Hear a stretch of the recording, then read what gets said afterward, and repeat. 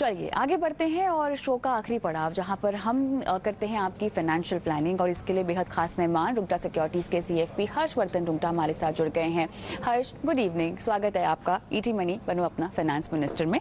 और हमारे साथ हमारे पहले दर्शक भी दरअसल जुड़ गए हैं। विशाल शाह मेरे साथ फोन लाइन पर हैं। Vishal ji. Yes, good evening ma'am.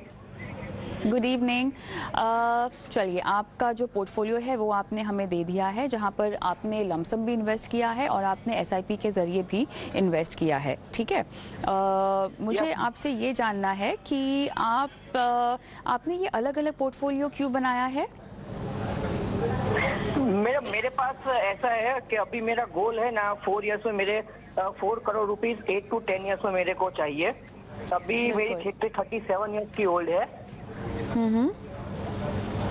तो उसमें मैंने अभी 1.5 लाख हर ईयर में पीपीएफ में भी डालता हूँ, और 1.5 लाख मेरी 2 बेटी है अभी सुकन्या में। ठीक है, ओके। वो सवाल की डिटेल्स मेरे पास है जी, वो सवाल की डिटेल्स मेरे पास है। तो चलिए सीधा मैं जुड़ती हूँ हर्ष के साथ और समझते हैं कि कैसे आपके लक्ष्य जो हैं वो पूरे हो सकते हैं।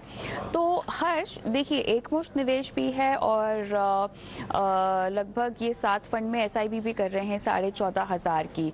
अब मुझे ये बताएं, ये बहुत आम हम आजकल नोटिस कर रहे हैं हर्ष, जहाँ पर निवेशकों ने लमसम इन्वेस्टमेंट का अलग ही पोर्टफोलियो बना रखा है और एसआईपी का अलग पोर्टफोलियो बना रखा है। तो जिस फंड में आपने लमसम इन्वेस्ट किया है, क्या उसी में आप एसआईपी नहीं कर सकते? जी हाँ कविता, एक्चुअली एकदम सही कहा आपने कि लोगों को ऐसा लगता है कि अगर एक एसआईपी अकाउंट खोल रखा है तो उसमें आप और कुछ नहीं कर सकते। तो वेल ऐसी बात नहीं है। अगर आपका एक एसआईपी पोर्टफोलियो है, आपने एक फोलियो क्रिएट किया है जिसमें आप एसआईपी के जरिए इन्वेस्ट कर रहे हैं, और वही स्कीम में वही फोलियो नंबर में आप चाहें तो बीच में लमसम भी कर सकते हैं, और उसका आपकी एसआईपी से कुछ भी लेना देना नहीं है। तो एसआईपी अपनी जगह है और लमसम उसी में ऐड होते रहेगा। तो आपको अलग एसआईपी का फोलियो या अलग स्कीम लमसम के लिए करने की जरूरत नहीं है। तो यही चीज हम अगर विशाल जी के पोर्टफोलियो में देखते हैं तो इन्होंने करीबन 13 स्कीम्स ले रखी हैं, और टोटल में इनका इन्वेस्टमेंट जो है वो महीने का 14,500 रुपए है, और जो लमसम है 60,000 रुपीज है जो टोटल में लमसम उन्होंने इन्वेस्ट किया, लेकिन उसके लिए उनके पास 4 या 5 स्कीम्स हो गई हैं। तो विशाल जी, ये सब आपको बिल्कुल भी करने की जरूरत नहीं है। और अच्छी बात यह है कि अभी मार्केट ऐसी सिचुएशन में है जहां आपने बताया कि आपका जो पोर्टफोलियो उसमें करीबन आपको 31% गेन्स दिख रहा है। तो ये बहुत अच्छा वक्त है कि जिसमें आपने जैसे इंफ्रास्ट्रक्चर फंड्स भी ले रखे हैं, आपने सेक्टोरियल फंड्स ले रखे हैं, तो आप कंसोलिडेट कर लीजिए। तो जो भी आप एग्जिट भी कर रहे हैं आपको प्रॉफिट में हो रहा है। तो मेरा सुझाव ये रहेगा कि जो आपकी एसआईपी है 14,500 रुपए, वो इन्हीं 3 फंड में करें जो मैं आपको अभी बता रहा हूँ। ये आपकी एग्जिस्टिंग पोर्टफोलियो में से ही है, कोई नई स्कीम हम जोड़ नहीं रहे हैं। पराग पर एक फ्लेक्सी कैप, उसमें आप अभी जो इन्वेस्ट कर रहे हैं उससे अमाउंट बढ़ा के, अभी आप 1,000 रुपया कर रहे हैं तो उसे बढ़ा के 6,000 रुपया कर लीजिए। मेरा asset emerging blue chip fund में आप पहले जो इन्वेस्ट करे थे वो 6,000 रुपया था, अभी वो स्कीम में रिस्ट्रिक्शन है, लेकिन अगर आप महीने की 6,000 कर रहे हैं उसमें तो वो कंटिन्यू करते रहिए, आप एलिजिबल हैं ज्यादा अमाउंट इन्वेस्ट करने के लिए भी। और एसबीआई स्मॉल कैप में 2,500। तो ये जो आपका 14,500 रुपए है ना, ये 3 स्कीम में ही पूरा हो जाएगा, आपको उससे ज्यादा जरूरत नहीं है। इसके अलावा आपकी जितनी सारी स्कीम्स हैं उनमें से मेरा सुझाव ये रहेगा कि आप रिडीम कर लें और प्रोपोर्शनेटली इन्हीं 3 स्कीम्स में आप वापस इन्वेस्ट कर दें। तो एसआईपी भी इन 3 स्कीम में चल रही है और लमसम भी आप इसमें कंसोलिडेट कर लिए। तो आगे जाते हुए आपके पास सिर्फ 3 स्कीम रहेगी जिसमें आपको इन्वेस्टमेंट करते रहना है। जहां तक आपके लक्ष्य का सवाल है, आप जो इन्वेस्ट कर रहे हैं उससे 10 साल में 4 करोड़ रुपए तो इकट्ठे नहीं होंगे, जितना आप खाली म्यूचुअल फंड की बात कर रहा हूं मैं, आपका पीपीएफ वगैरह इंक्लूड नहीं कर रहा हूं इसमें।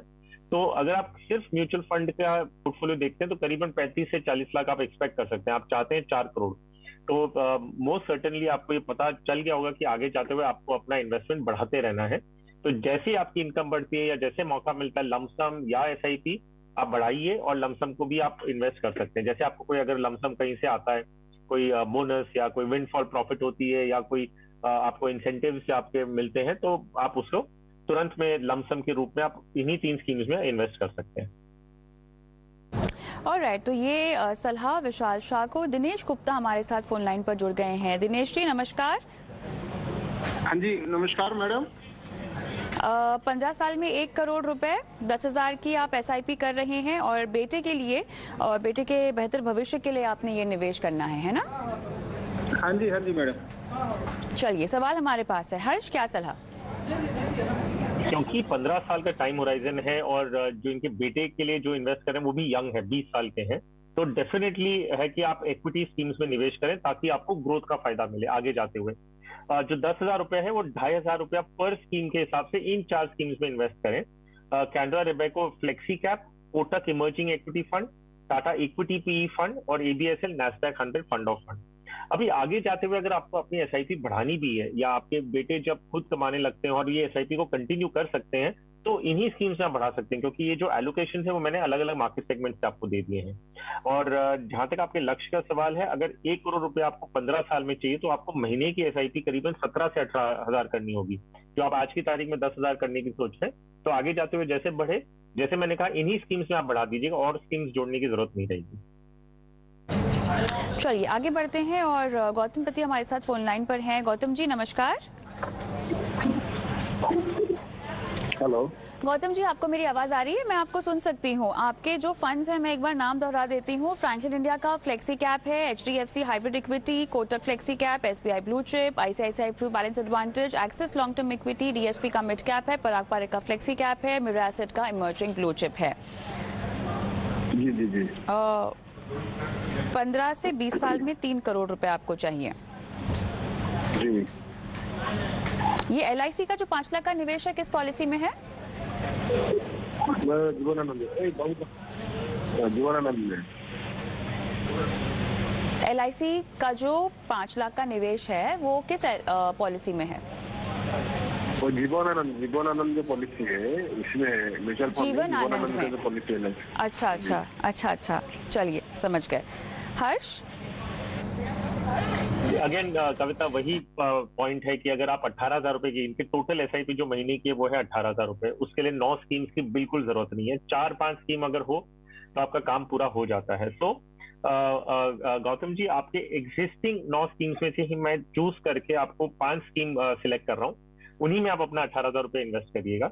कोटक फ्लेक्सी कैप में 8,000, डीएससी मिड कैप में 4,000, मेरा एसेट इमर्जिंग ब्लू चिप में 3,000, क्योंकि आप पहले से कर रहे हैं उसमें कंटिन्यू करिए। एक्सेस ईएलएसएस में 1,000 ही करिए, क्योंकि आई एम अज्यूमिंग कि आपको उतने की जरूरत है टैक्स बेनिफिट के लिए। और आईसीआईसीआई बैलेंस एडवांटेज फंड में 2,000। तो ये 5 स्कीम में ही आप अपना 18,000 रुपए इन्वेस्ट करें।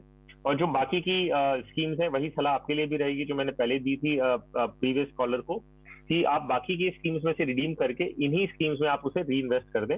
ईएलएसएस से मत करिए अगर आपको टैक्स बेनिफिट की जरूरत नहीं, क्योंकि उसमें लॉक इन हो जाता है। और जहां रहा सवाल आपके टारगेट का, अगर हम लॉन्ग टर्म अगले 20 साल का जो एवरेज रिटर्न अज्यूम करें, तो अगर 14% अज्यूम करते हैं तो आप करीबन 2 करोड़ रुपए इकट्ठा करेंगे। आपको चाहिए 3 करोड़, तो ऑब्वियसली गोइंग फर्दर आपको अपना इन्वेस्टमेंट बढ़ाते रहना होगा। ये तो यहाँ पर इनको अपना निवेश बढ़ाना होगा। एलआईसी की पॉलिसी की हमारे पास जानकारी नहीं है, लेकिन आप क्या कहेंगे हर्ष? वेल देखिए, ये जीवन आनंद पॉलिसी का सम इंश्योर्ड जो है वो 5 लाख रुपए का होगा और इसका प्रीमियम करीबन मेरे हिसाब से 20-25 हजार रुपए होगा। तो वेल इंश्योरेंस में आइडियली इन्वेस्टमेंट नहीं करना चाहिए, लेकिन कितने साल पुरानी है, अभी अभी शुरू की है कि बहुत टाइम हो गया, तो सरेंडर वैल्यू क्या है, तो ये इवैल्यूएट करके हम आगे का रास्ता बता सकेंगे।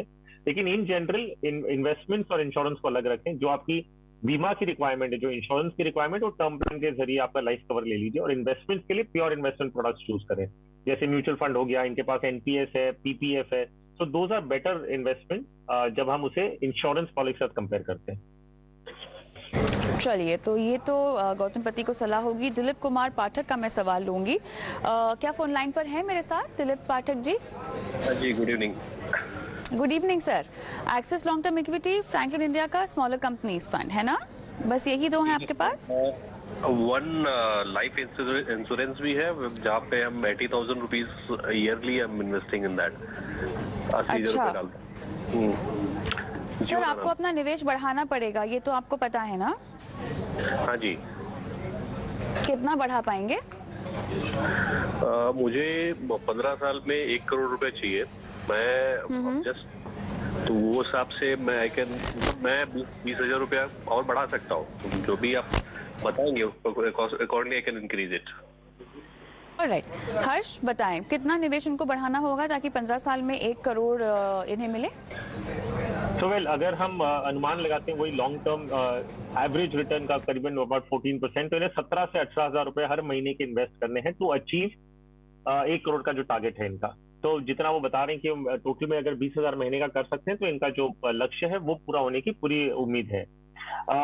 इनका पोर्टफोलियो में एक मैं ऑब्जर्वेशन दूंगा कि अगर ईएलएसएस फंड है, हम हटा दें जो एक्सिस लॉन्ग टर्म इक्विटी है, तो सिर्फ एक स्मॉल कैप फंड है। सो कोई भी निवेशक अगर ईएलएसएस टैक्स के लिए हो गया मान लीजिए, उसके अलावा अगर आप इन्वेस्ट कर रहे हैं और एक ही स्कीम ले रहे हैं, वो स्मॉल कैप ले रहे हैं, तो आइडियली ये सही नहीं होता है अनलेस आप स्मॉल कैप फंड को बहुत आप कॉन्शियसली चाहते हैं कि आप स्मॉल कैप में एक्सपोजर लें। अगर एक फंड ऐसा कुछ ले रहे हैं जिसमें आपको मार्केट का एक्सपोजर चाहिए, तो एक फ्लेक्सी कैप एक बहुत अच्छा अप्रोच है, क्योंकि वो फंड मैनेजर को एक लिबर्टी देता है कि आप मार्केट पूरे सेगमेंट में लार्ज मिड स्मॉल कैप में कोई भी कंपनी अच्छी लगती है उसमें आप निवेश कर लें। तो मेरी सुझाव ये रहेगा कि फ्रैंकलिन स्मॉलर कंपनीज फंड की जगह आप एक फ्लेक्सी कैप लें। फ्लेक्सी कैप में मैं आपको 2 नाम बता सकता हूँ जो आप कंफर्टेबल उसमें ले सकते हैं, कैनरा रोबेको फ्लेक्सी कैप है या पराग पारिक फ्लेक्सी कैप। तो इनमें से आप एक फ्लेक्सी कैप और ईएलएसएस, और फिर आप चाहें तो आप एक मिड कैप फंड जोड़ें अपने पोर्टफोलियो में, और आगे जाते हुए देन एक स्मॉल कैप जोड़ें। तो ये एक तरीका होगा अपने पोर्टफोलियो को पूरी तरह से मार्केट सेगमेंट्स में एक्सपोजर देने का। ऑलराइट, चलिए शो का आखिरी पड़ाव जहां पर हम अब रुक करते हैं निवेश के गुरु मंत्र की ओर।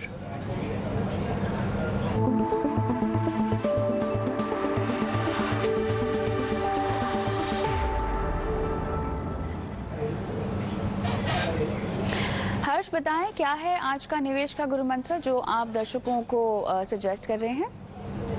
वेल कविता, अपने एक्सपीरियंस से बताऊंगा कि कई साल से हम देख रहे हैं कि बहुत सारे निवेशकों के पोर्टफोलियो जब हमारे पास आते हैं देखने के लिए, उसमें स्मॉल कैप बहुत सारे स्मॉल कैप फंड्स भी होते हैं। तो हमने पूछा कि क्या कारण है कि आप स्मॉल कैप ले रहे हैं, बोलते कि उनका पास्ट रिटर्न हमने देखा तो बहुत अच्छा रिटर्न था दूसरे का फंड से कंपैरिजन में। तो ये समझना होगा कि जो पास्ट में अगर एक सेगमेंट चला है, एक मार्केट सेगमेंट में स्मॉल कैप अगर चला है और उसका रिटर्न आया है, मान लीजिए आपको 25-30% रिटर्न दिखाओ, जरूरी नहीं है कि ये अगले साल या उसके आगे भी उतना ही रिटर्न देगा। वो चल चुका है मान लीजिए, तो सिर्फ पास्ट रिटर्न देख के अगर आप उसी टाइप के उसी मार्केट सेगमेंट में इन्वेस्ट कर रहे हैं बिना समझे कि स्मॉल कैप की रिस्क और वॉलेटिलिटी कितनी होती है, तो that will be a very wrong approach. आप आगे जाते हुए नुकसान बहुत भयंकर खा सकते हैं। तो इसमें करना क्या होगा, आप जब भी पोर्टफोलियो क्रिएट करें, आप एक सेगमेंट वाइज डाइवर्सिफाई करें कि लार्ज कैप में है, मिड कैप में है, स्मॉल कैप में है, वैल्यू ओरिएंटेड, ऐसे अलग अलग टाइप के फंड्स होते हैं। आप अपने पोर्टफोलियो को एक बैलेंस पोर्टफोलियो बनाएं जिसमें हर तरीके के फंड्स हो, ना कि सिर्फ देख के कि भाई पास्ट 1 ईयर 3 ईयर या 5 ईयर्स में अगर स्मॉल कैप ने परफॉर्म किया तो आगे जाते हुए मैं सारा स्मॉल कैप का पोर्टफोलियो बना लूं।